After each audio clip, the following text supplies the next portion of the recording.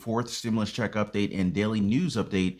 The situation in Philadelphia and Typhoon Ida, new $2,000 climate change and weatherization stimulus package in the $3.5 trillion stimulus package, and most importantly, how all of this leads to our prospects of a fourth and recurring stimulus check. That stimulus and a whole lot more in today's video. It's Show Me the Money right here every day on the Ron Yates channel community, your go-to channel for the latest accurate updates on stimulus, the US economy, and personal finance. I appreciate you guys for tuning in and always hitting that like button. I really appreciate you guys. And don't forget to subscribe and hit that notification bell. All right, let's go ahead and jump in. Our thoughts and prayers go out to the friends, family, and community members bearing the brunt of Typhoon Ida. And it's not just Philadelphia that's feeling the pain here. We have reports of similar flooding and damage from all over. Here are some of the photos. Heavy rains and flooded walkways at the Billie Jean King National Tennis Center in New York City. Here's the flooded subway station in New York City.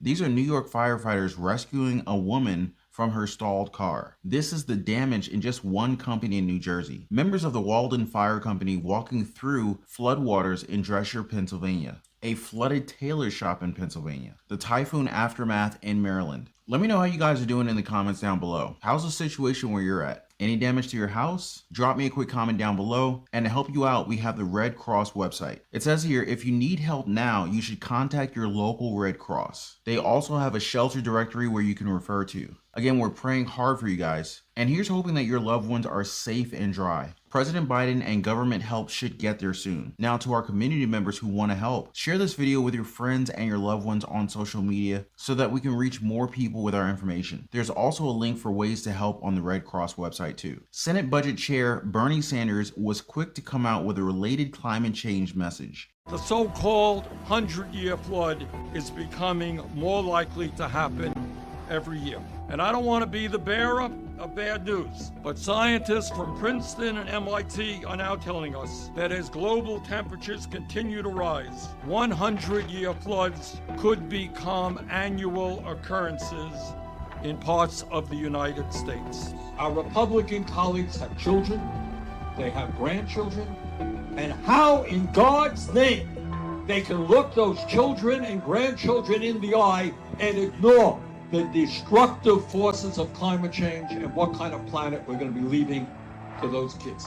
Hurricanes and extreme weather disturbances are nothing new. They have always taken place. But what is new is the frequency and the severity. And nobody now can doubt that that is caused by climate change. Everything being equal, unless we get our act together, the situation will become worse. I don't need to remind you, you know better than I do, that just 13 years ago, the stage right here, this location, was 8 feet underwater. Cedar Rapids experienced what scientists call a 100-year flood. What we do in this bill is put hundreds of billions of dollars to transform our energy system away from fossil fuel. We put money into communities that are already suffering the brunt of climate change and what it means in terms of flooding and lack of electricity. This bill will be the largest single investment by far in American history in climate. We are highlighting this on our stimulus channel because it could really mean some serious stimulus money in our pocket, guys.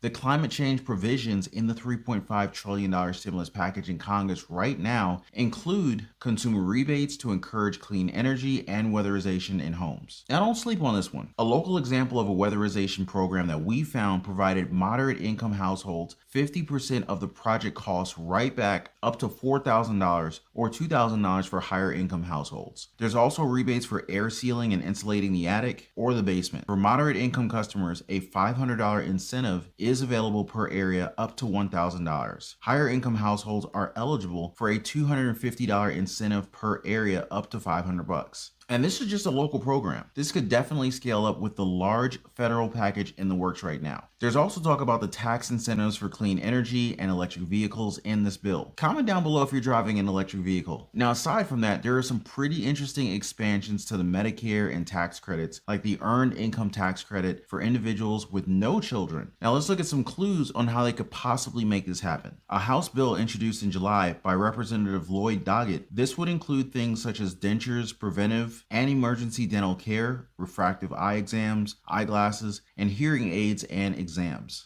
There was also this one broader healthcare related bill that cleared the House in 2019, but was not taken up by the Senate. Under that proposal, beneficiaries would have chipped in the standard 20% for some dental coverage. Major treatments, for example, bridges, crowns, root canals, those would have cost more. Dentures would have also been covered within limits. Now, aside from that, they also included routine eye and hearing exams, as well as hearing aids, contact lenses, and eyeglasses. Now, as for the earned income tax credit, Representative Gwen Moore recently reintroduced her proposal to expand and modernize the earned income tax credit. Now, according to the proposal's text, the maximum credit for single filers would rise to $4,000 and married filers would receive a maximum credit of $8,000. Now, much like the child tax credit, the earned income tax credits would churn out monthly payments under this proposal. According to the text, the WRCR Act includes an option for recipients to receive 75% of their estimated credit monthly. Taxpayers may elect to receive the payments by direct deposit, low-fee debit card, or check. But let's cross our fingers here, guys.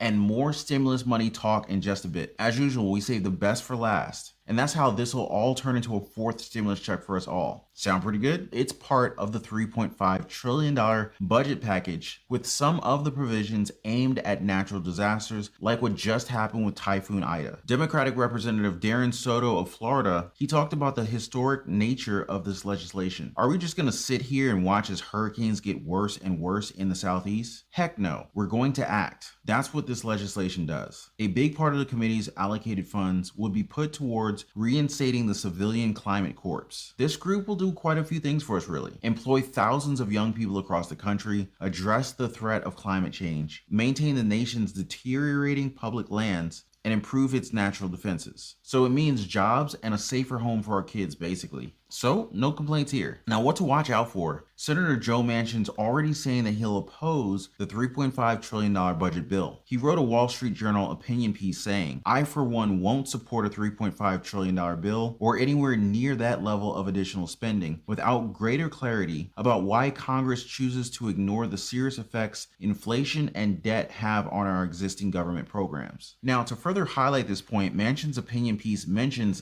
debt 6 times and inflation 5 times. So now, Manchin is calling for a strategic pause on the matter. His exact words, "A pause is warranted because it will provide more clarity on the trajectory and it will allow us to determine whether inflation is transitory or not." Now, just a quick note here. We also found a news report showing Fox News parent company's PAC donated money to Manchin's campaign. Now, for everybody's context, the Fox Corp Political Action Committee is funded in part by conservative media mogul Rupert Murdoch. Interestingly enough, Murdoch also owns the Wall Street Journal, where Manchin published this opinion piece. In the second quarter, Manchin also received contributions from many other big corporations, including Pfizer, T-Mobile, Nucor, Honeywell, and Herbalife. Or is it Herbalife? I never know which one it is. These are some of the companies that are lobbying hard against this $3.5 trillion stimulus package because they don't want those corporate tax hikes and reduced drug prices. So is Manchin receiving money from the big businesses who are also against the stimulus? So just imagining Manchin's shoes right now. It would definitely be hard for him to push for legislation that his donors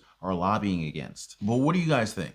Of course, I'd admit, I don't know the whole situation, but this is just my take. Help the people, stimulus, no stimulus, like, where are we at here? Now, as for Manchin's supposed debt and inflation argument, many other Democrats, including House Budget Chair John Yarmuth of Kentucky, have argued that the U.S. has the capacity to spend much more money on domestic priorities. At a recent committee hearing, Yarmuth said that the federal government has the fiscal space to do what we need to do. The federal government is not a family, and it's not a small business. It's not a local government. It's not a state government. We can spend whatever we need to spend in the interest of serving the American people. Treasury Secretary Janet Yellen also released her own opinion piece on the topic. She said Biden's economic agenda, including the $3.5 trillion stimulus package, is fiscally responsible and paid for by the reforming of the tax code. Here's her talking about it right here.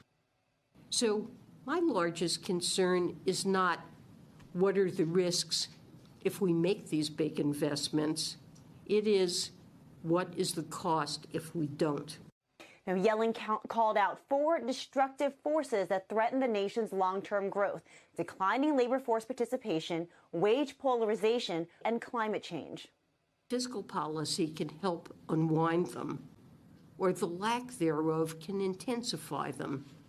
And we know this because that's exactly what's happened over the past 40 years. She wrote, I question whether we can give Americans the economy that they should and can have. If we remain a country where renting a home eats up the lion's share of your paycheck and owning one is just out of the question, where young people can't gain the skills to compete in the job market because they can't afford the tuition bill, or where Americans must make a choice, have children or have a job. That's pretty tough. And she points out 3 reasons why the trillions in spending that President Biden has proposed is not an overinvestment. Real interest rates are negative, meaning borrowers are credited interest instead of paying it to their lenders, and the Congressional Budget Office expects interest rates to stay low for at least a decade. Low interest rates means more money to spend by consumers, and this could help boost the economy. Tax increases will go to the wealthy and corporations, not American families. The investments are spread out over time and are paid for by raising taxes on the wealthy and corporations without impacting those making below $400,000 a year. It would be a lot more expensive to not invest in infrastructure. This comes directly from Janet Yellen. She says, my largest concern is not what are the risks if we make these large investments, but rather what are the risks if we do not. Really, guys, there's too much on the line not to do this right now. It's also important to note that Yellen is the first woman to have chaired the U.S. Secretary of Treasury, chair of the Federal Reserve Board, and the White House Council of Economic Advisors. So she probably knows what she's talking about here. Democrats basically have less than a month to pull this off. House Speaker Nancy Pelosi has ordered committee leaders to battle it out with their Senate counterparts to resolve all major disputes this week on what will be included in the up to $3.5 trillion bill. She and Senate Majority Leader Chuck Schumer are doing this high-velocity multitasking thing as the only way to lock in the 2 sweeping packages that'll get us all the stimulus. They are racing to forge deals between the progressive and centrist Democrats to allocate new spending for Medicare and Medicaid expansions, drug price reductions, green energy subsidies, child care subsidies, the child tax credit, and paid family leave. And we're certainly not forgetting that 4th stimulus check, guys. There's Representative Ilhan Omar's proposal for a federal guaranteed basic income program. And again, that's a nationwide program that'll give up to $1,200 per month for adults and $600 per month for kids. Now, of course, there's also the Automatic Boost to Communities Act from Representative Rashida Tlaib that will give out straight up $2,000 4th stimulus checks and follow up with $1,000 monthly stimulus checks until a year after. Then there's a sweeping House resolution to end poverty from Representatives Pramila Jayapal and Barbara Lee. This includes stimulus checks via cash assistance programs, in addition to minimum wage increases, expanded unemployment insurance, canceling debts,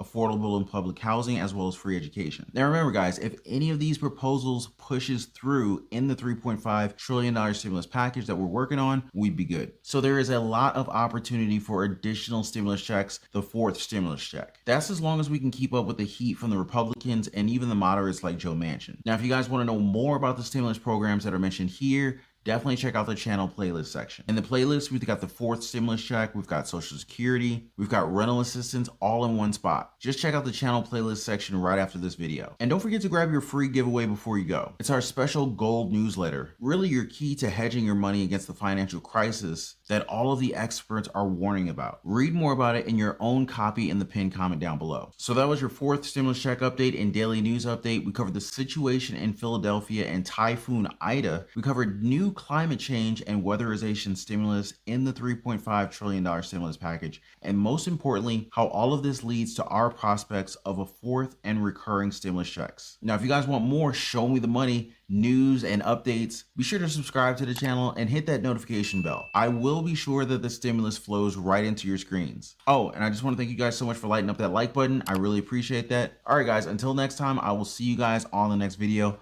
Take care and be safe. Take care and be safe.